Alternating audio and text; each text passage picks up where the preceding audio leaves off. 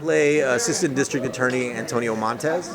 I am the Assistant District Attorney in charge of the homicide unit in Bridgeton, Ohio, which is the town where Mr. Mercedes takes place. And he's a little bit of a social climber. Like, he doesn't want to remain, obviously he wants to become DA and he wants to become higher, maybe mayor, maybe, senator, maybe. He has higher political aspirations, and he wants to use the trial of Brady Hartsfield as a springboard for that. So he doesn't want Brady in a coma. He wants him awake and bright-eyed and bushy-tailed so he can, get him in court and use him to propel himself into stardom. So does that mean that Brady has to wake up from his coma before the trial starts? Yeah, absolutely. I need him because I can't dry a vegetable. So for me, it's really like I will kind of like do whatever I need to do in order to help facilitate Jack Houston's character, Felix Babineau, into, hey, wake this guy up. I don't care what you got to do. You do what you need to do. I'll turn a blind eye, whether it's legal or not. And so because of my own ambition, I'm okay with maybe bending the law that I'm supposed to be enforcing a little bit. So for me, it's all about, I want, and I am a son of Bridgeton, Ohio. My character is a son of Bridgeton, Ohio. So for him, he's like, I definitely want to give closure and peace to the people that have been affected by the killings, but I also want to use this guy in order to get out. So that's one of the things that we talked about with Felix, is that Felix is kind of using Brady for his own means and to manipulate him and kind of experiment on him, and it seems like your character is trying to use Felix to or at the kind of a real kind of a, or kind of like more like let him, like I'm okay with letting him off the leash. You know what I mean? Like I'm okay with like letting him be like, and then I'm like, look, you do what you got to do. I don't want to know about it, but I'll let you like go do your thing. And when there's some sort of like resistance by the hospital to be like, look, we need this guy out of here. We need to free up this room. We can't keep keep this guy alive or sort of like funnel funds and resources to this, and we want him out. And so I'm kind of trying to massage it to be like, it'll be soon. Let's just keep this going. And I'm kind of willing to manipulate things a little bit in order to have that happen. But yeah, definitely, like, it turns into like, is Felix manipulating me, or am I manipulating him? And it turns out that we're both, manipulating each other. We have an agenda. I think the three main guys with agendas are myself, Babineau, and Hodges. Hodges' agenda is, I want that guy gone. I want that guy dead. I want that guy tried. Then if he dies, it's fine. I don't care. And Felix is, I want the guy awake, because I'll prove to the world like I'm this great doctor, and I'll find stardom myself. No. So what is your character's relationship like with Hodges? Contentious. At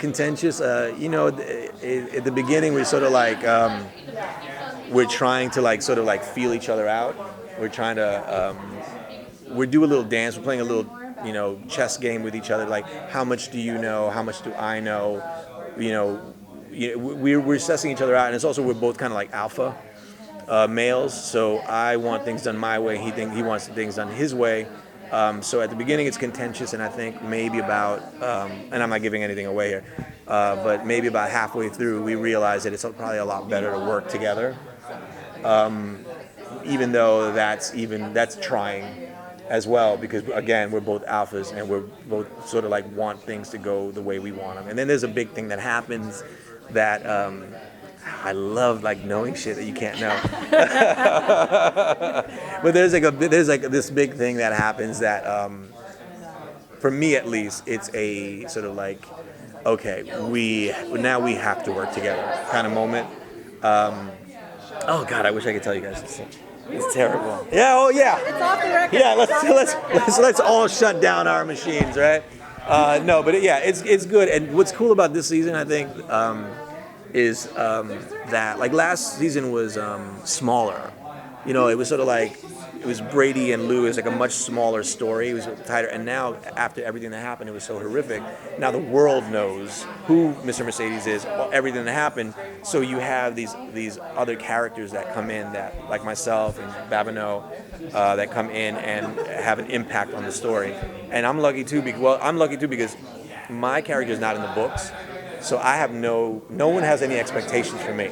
You know, no one would be like, that guy, he doesn't look like the guy the way I read him in the book. You know, there's none of that because people are fanatics about this kind of stuff. So for me, it's incredibly freeing and fun. And and a lot of dialogue, which I'm not complaining about. It's a lot of dialogue, but it's good.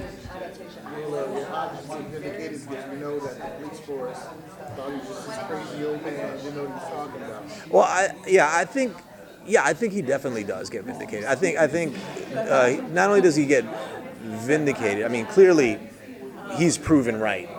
And there's remnants of that at the end where we recognize, like, all right, because of you, we now have this person in custody. You know, there's definitely a level of sort of like, there's a respect and there's a, sort of like a little like lenience. Even though you went about it a certain way, we're cool with it because you at the end of the day were the one who like brought him to justice. Yeah, but yeah, there is a reckoning. There's that moment for Hodges where he, they give him some love, without a doubt. Anybody else? Did you get a chance to meet with Stephen King? I did not. It was very upsetting to me. I did not get to meet with Stephen King. He's a little busy writing like 7 books, like right now. Probably. Like he's writing like 7 books, like as we speak. No, and I wanted to. And I'm a big fan of his, and I think when you become part of like a Stephen King property, you enter his world. It's really cool. It's like you can like point to and be like, oh, I was part of something that Stephen King, created. And I'm a big fan, like movies like Carrie and Christine and like Misery and Shawshank Redemption, which I could watch anytime it's on TV. These are all things that just came out of this man's mind, And then you get something like the Hodges books, and it's his take on a detective novel. How would you not want to be a part of that? And then like David E. Kelly's involved, and so it's like it's like always a dream come true. For me, every day I say to myself, I can't believe I get to do this. So. Why do you think there is such a resurgence of Stephen King's work? For a while there was a real lull.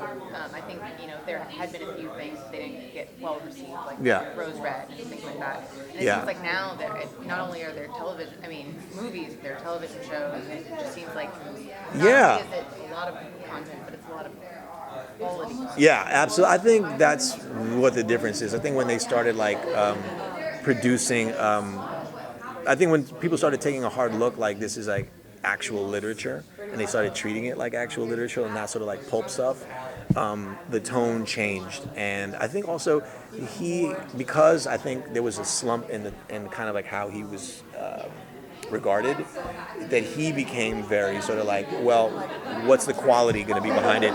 Who's going to be cast? Is it going to be people that anyone even knows? I think he doesn't put his name behind everything all the time. And I think now he's learned that it's not about quantity, it's about quality. Even though the man has put out so many books, and the level of quality and is matched just how many.